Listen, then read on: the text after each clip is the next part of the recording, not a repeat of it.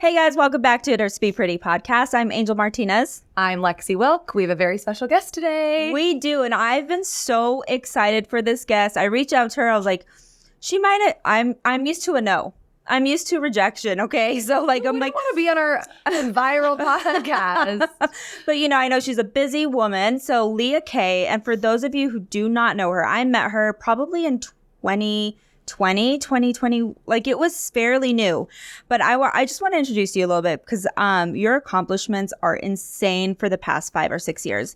So she built a 12 million hair accessory brand from scratch with just $300. No outside funding. That is huge for me, you guys, because when you started from the bottom, now we're here. Like it just gets me so excited. Okay, the other thing is, in 2019, we'll talk about your implant illness a little bit later because that is huge. Yes. A lot of my close friends have taken out their implants, so I want to hear more about that. Not only that, you have mentored thousands of people to start their own brand.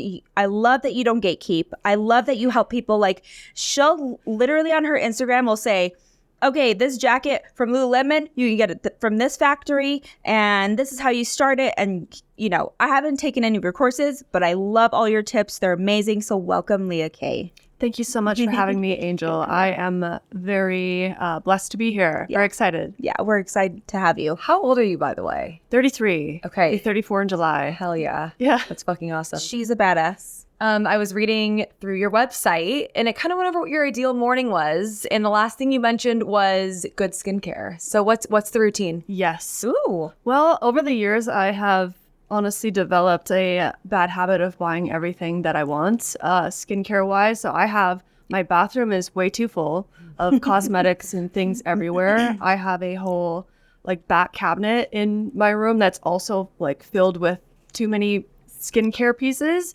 Honestly, Angel, ever since you got me into IS Clinical, that has been a game changer for my skin. I'm not gonna lie. They're one of my favorites. Not only are they botanical or medical grade, but the active serum, the Pro Heal, those are all my classics and my go-to, especially for 30-year-olds. Because I would say I use active serum during usually my 30s with minor breakouts. Okay, let's dive into it.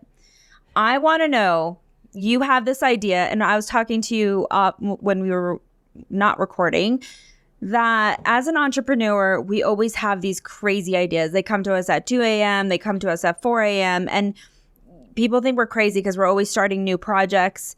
How did your headband idea start? Okay, so it was January 2019. I was dirt poor. I used to be kind of like a fitness trainer, but I ended up hating it. So for me, You too? Me too. I hate working out. I hate working out. Anyway, go ahead. and then it's so I was like, well, what do I do next? I have a master's degree in plant science, genetic engineering. Never used it. Cool. Tried to apply to jobs out here. I had just moved from Minnesota to Denver, a couple years before 2017. And I was like, no one's calling me back. Well, because I have no experience on my resume after leaving my program. So I'm like, okay, I'm poor. My ex-boyfriend had kicked me out of our apartment, broke up with me when I said that I wanted to start my own business. Whoa. Wait, is he kicking himself right now? Oh, he is? I don't even care. I just want to know, he's the probably satisfaction. She doesn't care. She's matured, and we're like, I want to know if he's looking at your Instagram just like, damn. Okay, go ahead.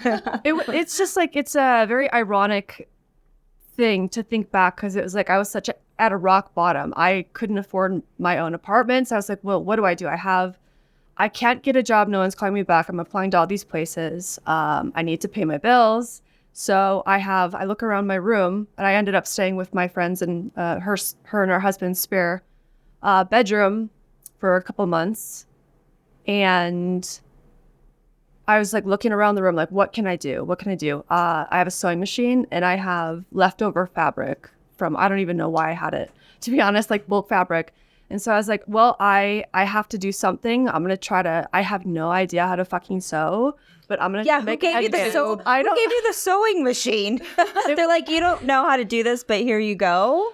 I don't even know why I had it. Like, why did I move it out the to universe for Yeah. whatever reason. I couldn't even tell you why I had it. It was like my mom's old sewing machine. It was a piece of shit, but it got the job done.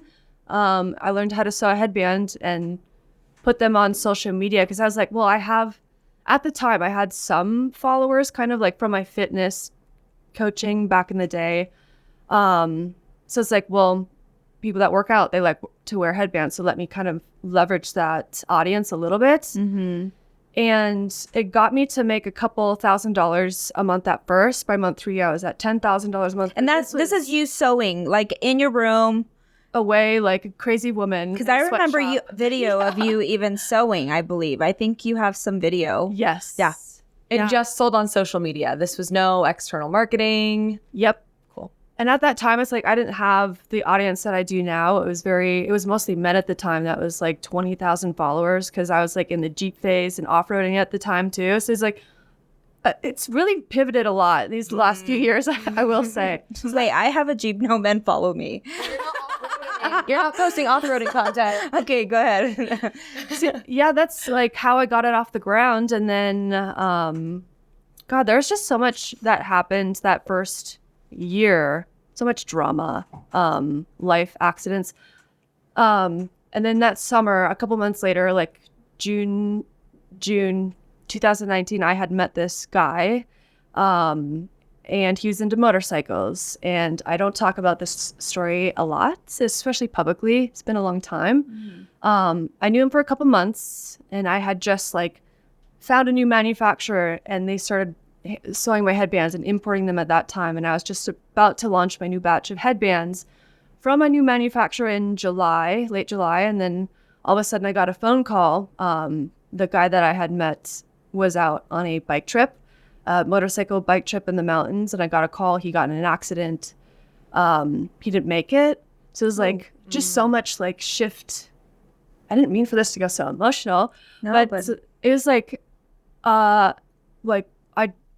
it's like trauma all over again. 6 months later, like after my boyfriend broke up with me, didn't know what to do. That happened, and I was at such a low that sorry. Don't be sorry. No. Because I think a lot of people talk about the highs, but the lows are so low, and we don't talk about it enough because those are the moments where you want to give up or you feel like giving up Yes. in those moments. Exactly. I was like such at a rock bottom. I'm like, what do I do? Do I continue this business? I'm so depressed. And I didn't have anything left. So it's like, he would want me to put my heart and soul into this business and just crank it out. And so that's when I really went gung-ho with that business, and it got to where it is now. Which is huge because when I met you, I mean, it was like, yeah, I do headbands. And then probably a year later, you were like, by the way, Free People, they have it on. Like, it was from like 1 year. I'm like, okay, everyone knows that listens my headband story that I bought 4,000 headbands during 2020. And I had my uterus removed and I was drugged and loopy. And I bought headbands to sell. By the way, we still have headbands for sale because 20,000 of them. We never sold them out. So I like kudos to you. But when I saw you, I'm like, in 1 year, this woman went from this to now Free People carry your stuff. Like, how did that happen? That was a crazy story. Also, I remember you posting about those headbands. I thought they're freaking adorable. Thank you. Oh, we should have put one in a goodie bag.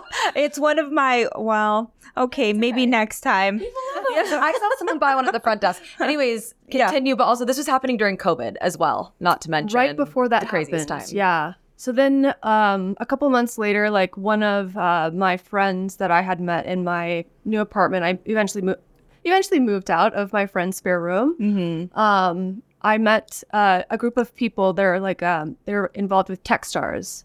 With what? So, Techstars. It's like a entrepreneur group here in Denver. So they're kind of like groups scattered all over the country, but a really good group of just entrepreneurs building cool things, way cooler than what I was building. Like really like tech stuff and all that. It was really impressive to be involved in that community. And they invited me out to a black tie party, party on a Tuesday. Have you guys heard of it? No. We need to get out more. I'm like, I party on a Tuesday. I have never heard. No. Is this entrepreneurs or is okay. Yeah. Techstar group.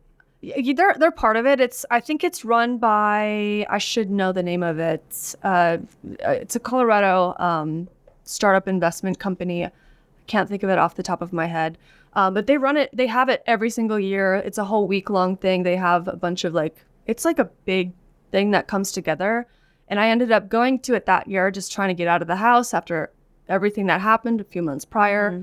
And that night, that's when I met my husband, which I had no intentions of meeting anyone, doing anything. I was like, I'm focused on my business. I need to just lock in. So Matt Heider is his name.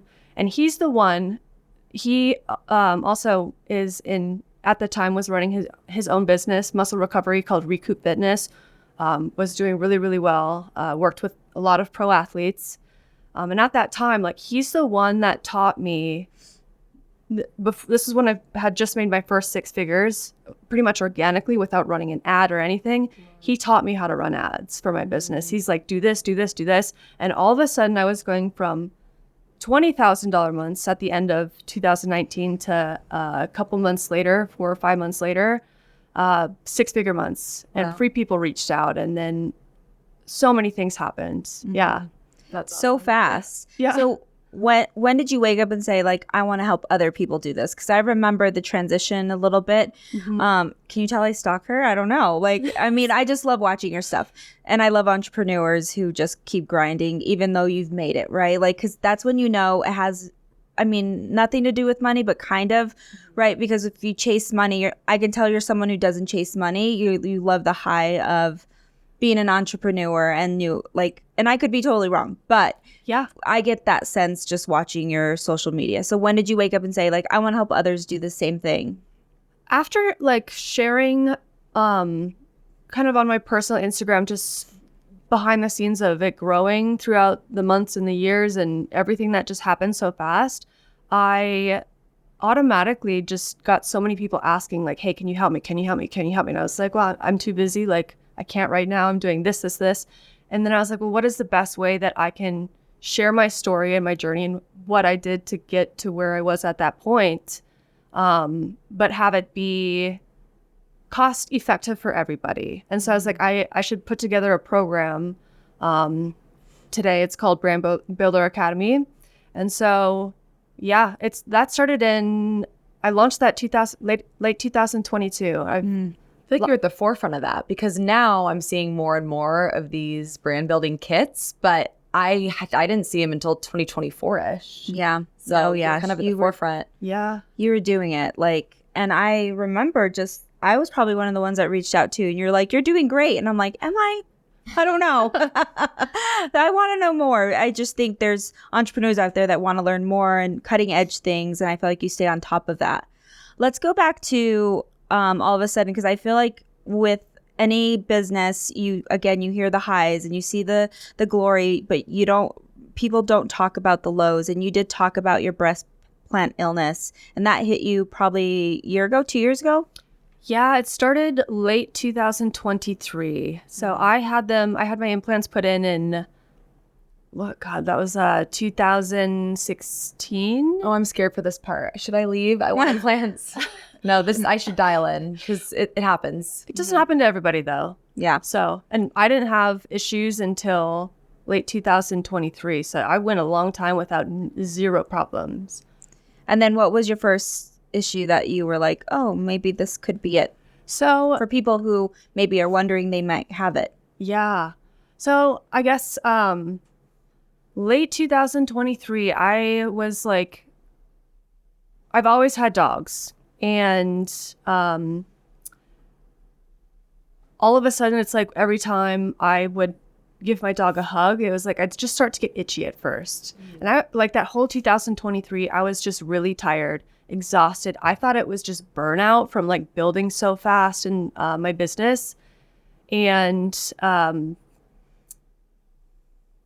the itchiness turned into rashes, turned into hives. And my exhaustion just went out, like through the roof. I couldn't explain it. I couldn't function. I could sleep. Didn't matter if I slept 6 hours, 8 hours, 12 hours a night. Like it felt like I slept 0 hours. I would just stare at my computer, and it started slow. Once again, at first I thought it was just burnout. I didn't know. And then all of a sudden, we had my parents out for Thanksgiving 2023. I flew them out, and we were at the Cherry Creek Mall over here. Holiday time, there's like perfumes everywhere. And of all stores, it didn't make any sense. It didn't happen in Nordstrom's, where there's even more perfumes than any other store. It was in Canada Goose. I was like, and they don't really have a lot of like smell in there. So I don't know what it was. I can't explain it. All of a sudden, like I didn't know, but half my face swelled up. I couldn't breathe. I was having a, like, what do you call it? Anaphylactic. Yes. And I didn't realize it. I was like, what's going on? Do I have to sneeze? Like, and it's just backed up. I don't know. My family saw it. And then I immediately like left the store. They're like, do we need to go to the hospital? I'm like, I don't know. Is it getting better? I like nose running down my face. Oh my God. And I didn't know. I still, at that time, it still didn't hit me like, what could this possibly be? Sure. And then immediately we're about to go to the hospital, just urgent care or something. After the second I walked outside the mall, outside, it was gone. I was like, what is going on? I don't know. And so it kind of like random things like that started happening really progressively. And one day I was just at home, like sitting, like my rashes had turned into things that would never go away, right on my inner elbow, on my chest. I even had like this huge hormonal thing right here, which I hadn't had anything like that in like 10 years. I never get that. And then I was just sitting on my phone, like researching what could this possibly be? And it was just like, it hit me of, oh my God, what if it's my implants are leaking or something? Could that be it? I started doing all this research. There's this documentary that somebody had recommended called Explant. And I watched that. And after that, I really was like, this has to be it. I don't know. And then like, there's no really like easy testing to prove that that's what it is. There's nothing. It's really. actually crazy. Like, and my gut just said, you got to take him out. And so I went to a doctor in Eagle by Vale, Dr. Kopit. He's amazing. And he's like, do you want to get tested first? I'm like, well, there's not really a test. I don't know. I just want them out. Would they have to cut you open, like to test? I don't even know. I think it's like mostly like a crap ton of panels and blood work. I'm not sure. See if there's like silicone in your bloodstream or something. I don't know how that works, but I wish I would have gotten like a toxicity panel. I was just like, just pencil me in, get this out, even if it's not what this is. Like You wanted to feel better. Yeah. Like, so yeah. your intuition was telling you. Yep. Girls, listen to your intuition when it's telling you something about your health, because it's always right. Yes. So true. Always. So you took them out. Did you immediately start to feel better? It was really crazy. Like everyone says, like when they get out of surgery, like for an explant, that the eyes of their whites are better, like their skin is just glowing, and it was probably from all the IVs and hydrating and all that. I didn't believe it when people said that, because it is the before and after photos are always in different lighting. I'm like, Sure. I was like, there's no way. I'm still gonna feel like shit. And then it was actually really crazy. I had never felt better. Wow. Like next day. Same day. Night. Yeah. Wow. That's crazy. Yeah. And they were silicone. Yes. Okay. Dang. Oh my gosh. Well, I have silicone implants, and they're like 19 years at this point. Yeah. Impressive. I know. I'm not. You can't count me as one. I'm just a machine. I don't know. Something's weird with me. But I know a lot of my good friends who have taken them out. Phil Heath, his wife, Cherie, has also documented her journey with breast implant illness and her journey taking them out. She had the same story. Like, she felt immediately better. She was always sick and she couldn't figure out why. So thanks for sharing that, because I think a lot of women who, a lot of people get tits. Like, Lexi wants them. She's very open about it. And you never know how your body's going to respond. Like, she's so sensitive to things. So we're like, make sure your body's not like, what the hell are these things? And so I think it's good to share your story. So all this time, you're still building your business, you're still grinding, and then you're just getting hit like left and right. What can I just ask you, like, what things do you do when you feel just overwhelmed and just the pressure of life, and you feel we talked about earlier about people betraying you and hurting you? What do you do to recover yourself? Like, how do you find time to be like, I need to fill my cup because I'm depleted of my energy right now? Yes. So even before like I started really recognizing my sickness, like coming in autoimmune, whatever was happening, we had left Denver and moved to the mountains, and we just wanted to have something with a little more space. And this was prior to me getting dramatically sick and everything, because we had been in the hustle and bustle, and my husband had stepped away from his business a little bit before I did.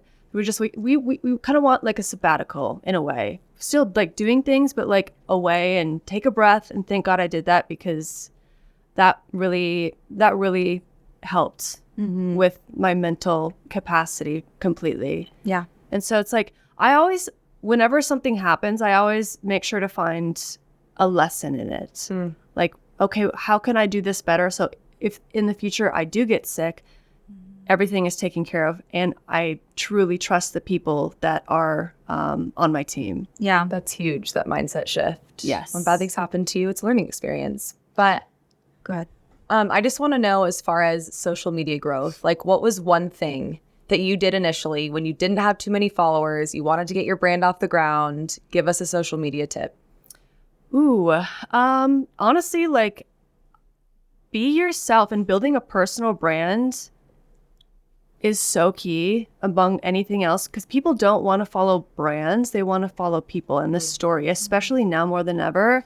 The past couple of years, I've just witnessed this whole shift in social media, especially for brands, is just sharing the founder story instead of talking about the products. Like, here's a hair tutorial, or here's a new release, shop now. No one cares. Like, Yeah. those accounts don't do well anymore like they used to. It's all just the founder story, the behind the scenes. People want to see the team and then meet the team and all of those things. That's huge for So sure. being authentic. Yes.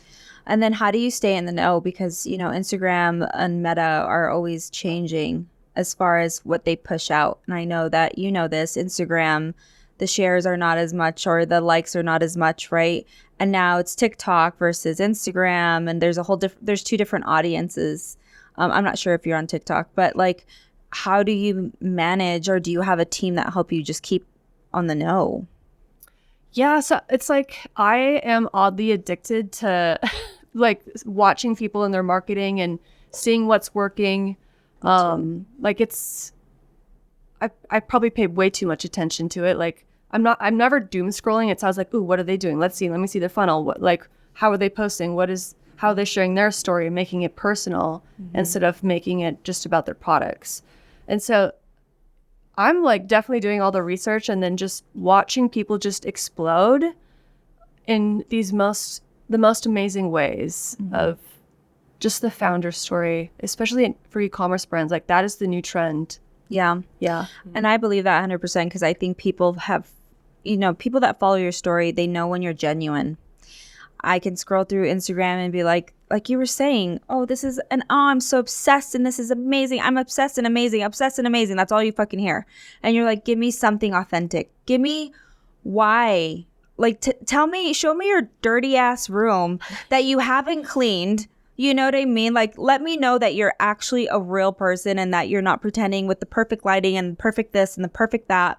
And those are the people I love to follow. And to be honest, why I've continued to follow you. Because I think for someone like you, you've, no matter how much money you were making, you seem true to who you are, no matter what. I mean, the cars got better. The house is bougie. I'm like, this bitch's cars are awesome. But like, you still are you. Yeah. And I could see that through social media. So thank you for people who watch you and people who look up to you. And, you know, I always say this because me being 46, it doesn't matter who you look up to. They could be younger than you. You know, Tay is one of my really good friends and confidants. And you could look up to someone and it doesn't matter their age. Like, so a lot of people are too prideful to say like, oh my God, she thinks she's so good. Well, fuck yeah, she's doing what she, you know, like it's okay to humble yourself and say, how can I learn more?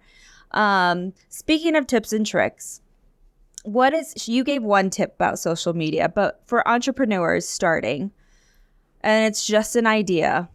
It's hard. I know just one thing, but like one or two things. Yeah, like you have an idea and you're like thinking, okay, I want to start for example, a t-shirt brand. Mm-hmm. What is something that you would encourage them to do? This is a absolute great question because I get this all the time. And I think people just kind of pivot the wrong way of they want to come in and build a business and think they're going to be rich tomorrow. Mm-hmm. Like it doesn't work that way. If it did, we'd all be freaking rich. Exactly. I wouldn't have leftover headbands. We would have lived for you.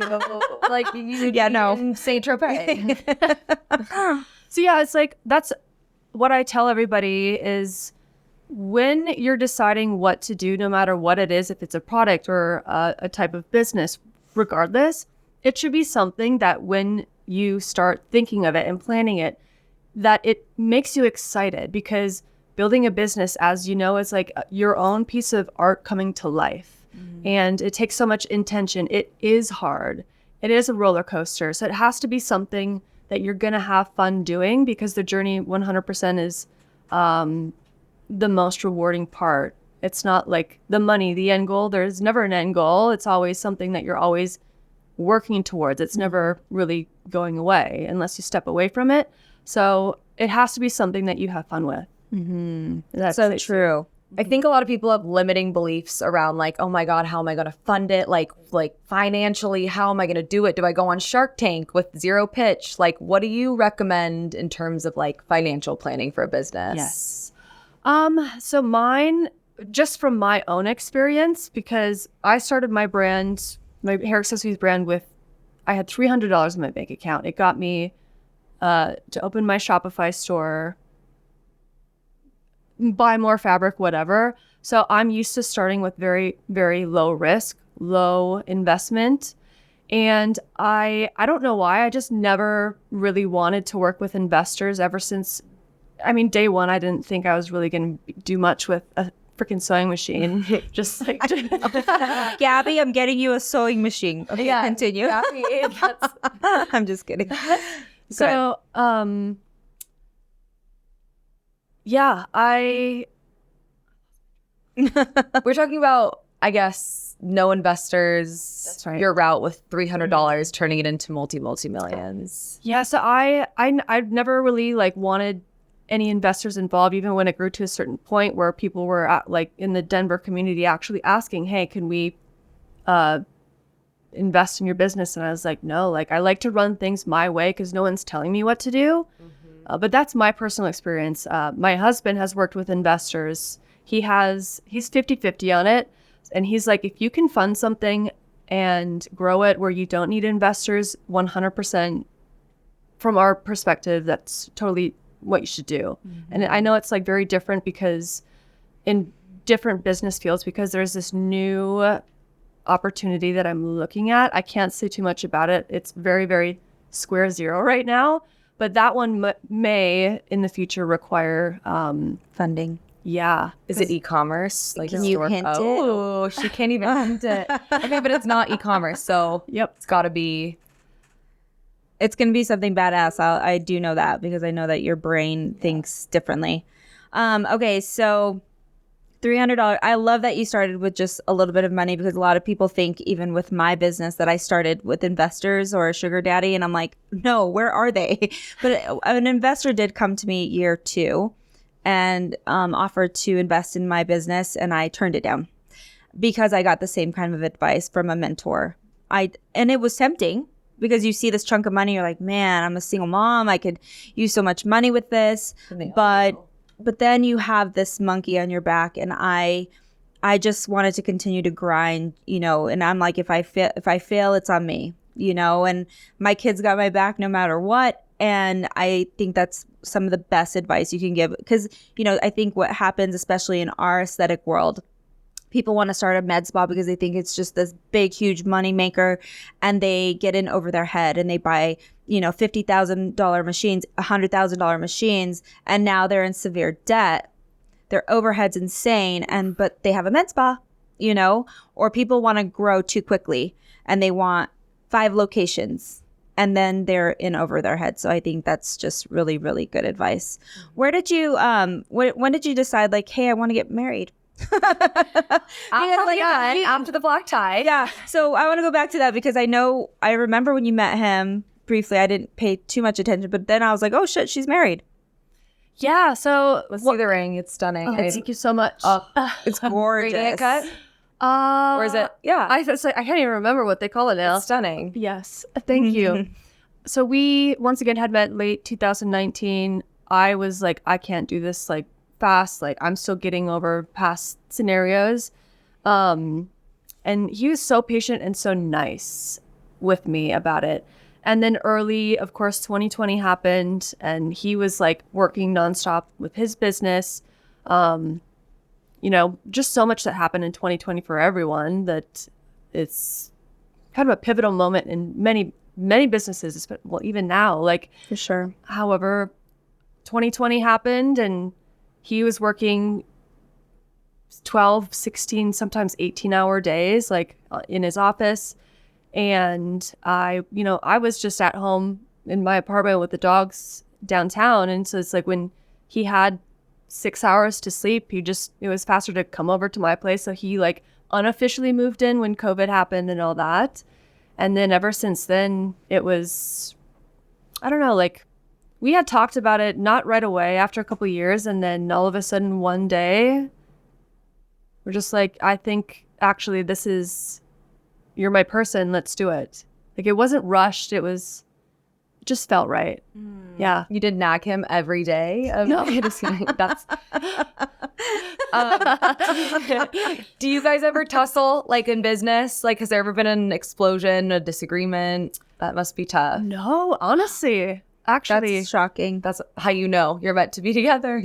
That's your partner, your best friend. He has taught me so much. Like, I came from northern Minnesota, a smaller town where most people don't really think that far outside the box. There's not that way of thinking. But when I moved here, it was very different. And Matt, my husband, had really taught me to think that way. And so it's like, he has such fantastic advice in business. He's a very, very smart person.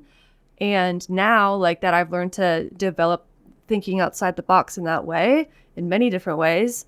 We have, like, every single day, if we go to dinner or something, we're always talking about, like, what's going on in the world, like economics, looking at this, like, just bigger picture, what's happening. And it's really fun. It's weirdly fun. I can't tell you why.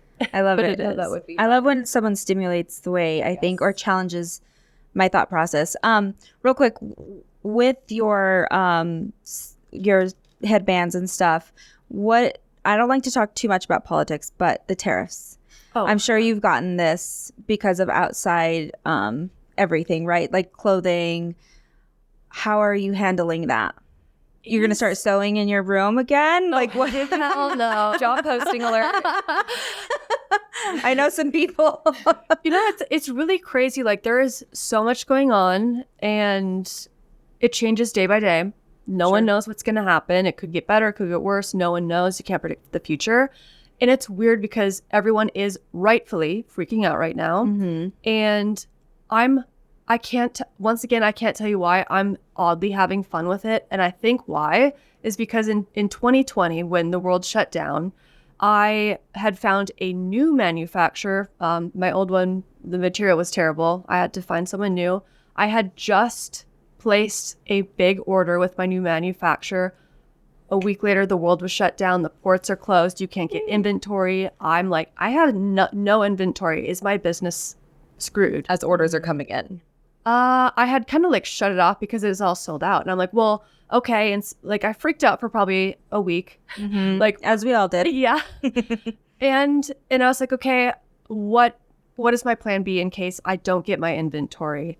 And oh my God, I was like, fuck it. If I have to go back to sewing, I will. So I ended up buying these massive rolls that were probably top to bottom from that window to this shelf. Like, I didn't think that the rolls were going to be like industry size when they showed up in my apartment. God, like, okay, not the length of the fabric stretching, No, the actual fucking roll. Like Yeah. the roll, like almost a roll of carpet, like huge. Yes. Massive. Oh my God. And I think I ordered 5 rolls. Hell yeah, you're a bad bitch. Like if I have to start sewing, here I go. Is there a photo of you next to that roll with your little sewing machine? I need to see. Yeah. I have a photo somewhere. I'll have Let's to find find that. it. Yeah. Yeah. So it's like, I was like, I don't care. Like, it's best to have something on standby. I found the fabric company in LA. Perfect.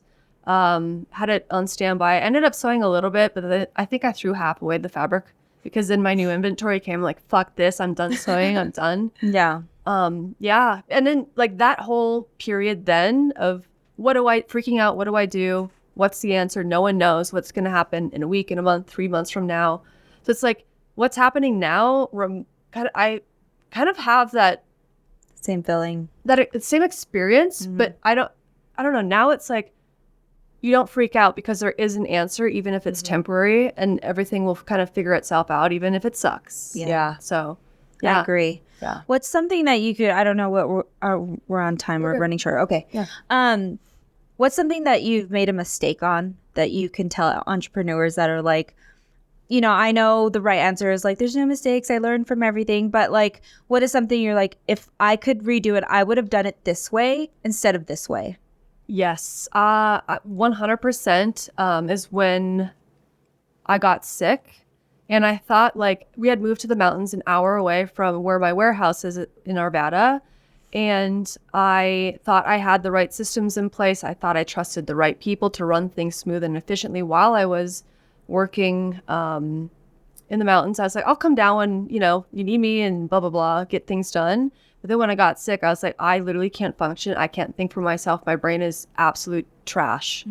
And that was my biggest learning experience, was not putting the right systems in place even when I thought I did. So my management skills were my biggest learning curve for sure. Yeah. So go with your gut of like, Who to hire, who to fire. who to hire, who to fire. What's Do you your advice believe on that? I what- would love to know. Management. I've learned to hire fast but fire faster. Yes. I too many times I believed in that person, and for me, I'm only speaking for me, and I entrusted a person, and you instill so many things in them, and you believe in them, and you're tough on them, and you're excited to see them grow, and then they turn around and stab you in the back, and you're like, whoa. But then leading up to that, you're like, you sense something's off, and you ignore it, and you ignore it, and you ignore it. And I'm like, no, maybe it's just me. Maybe I'm having an off day. And, you know, snakes are snakes for a reason, because they're sneaky.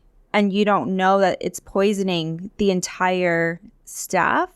And so I wish I would have, with that first gut feeling, I knew it was time, but I was afraid. And I let fear kind of take over, because I'm like, no, you know, I know people love her. And I knew that she's two-faced, you know, so I still have a hard time thinking people are two-faced, because I'm just not that way. You get what you get at face value. Yep. And for me, I'm like, whoa, she really was sneaky and like a two-faced. And listen, when you're growing and learning, you make so many mistakes as a leader. There's so many things I could have done different, and, you know, definitely not the leader I am today. I'm grown a lot, but I wish I would have let her go faster. And not just her, there's a few others. But fire faster. Yes, I Is totally my- agree. Yeah. Yeah. With my gut feeling. But yeah, no, what was I going to go with that? I don't know. I was going to ask you if there's any book or podcast that gets you through a bad day that inspired you at the beginning of starting your business. I love reading books. For too. months I could go also like, I'm going to read tonight, and then I don't read for 3 months. Like an actual book, or do you listen to them? I like the Kindle. People like the Kindle. I'm not into that yet because I love the feel of a book. Smell. Yes. The The cover. smell, and I like holding it. Putting it on your shelf It's- after it's an accomplishment. Yeah, and I Yes. like looking at it, or I'll pass it on to like my son, or like this is Yep. a good book. Like anyway, no one cares about how we like hardcover books. Anyway, back to you. Sorry. Oh no, the smell, the touch. It's like a little. I have it in my backpack. I carry it with me. You actually, I do. everywhere. Because if I have 5 to 10 minutes, I'd rather read. Yeah. Okay. So what gets you through a tough time, or what are you reading? What do you love to read? Whatever I'm struggling with. So it's like right now, like ever since I walked away from my hair accessories brand last year to heal and recover from implant illness and kind of decide what's my next project, it's like, okay, I had so much identity left in my previous business and I didn't realize how hard that would be, that separation, until months later. So then it's like, oh my God, I'm having a quarter life crisis. What is my next thing? And it's like, that's, as we had discussed earlier, just like the entrepreneur, like you're always building and growing and doing the new things and thinking, who am I going to be in 5 years? It's like, well, you don't know. You pivot along the way. Sure. You know, overthinking those things. So it's like, whatever books I'm reading, it's always something I'm struggling with or somebody I want to learn from. Yeah. Yeah. So what is it that you're reading right now? We want to know what you're struggling with. Tell us. Tell us the book. Tell us the struggles. It's called, Because I love a new book. yeah, Same. it's called, it's a new one I started reading as a recommendation from a friend, Igaki, I might be spelling it wrong, Igiki. It's like a Japanese book that's all about finding what you love, what your purpose is, and what the world needs, and what is the combination of those things, and that's what you're meant to do. Love that. Yeah. Ooh, I've just started it. I love it so far. really? Yeah. Okay, I might have to read that. What's a good beginner in business book? Ooh, my favorite book of all time that I've ever read is from Phil Knight, the founder of Nike, called Shoe Dog.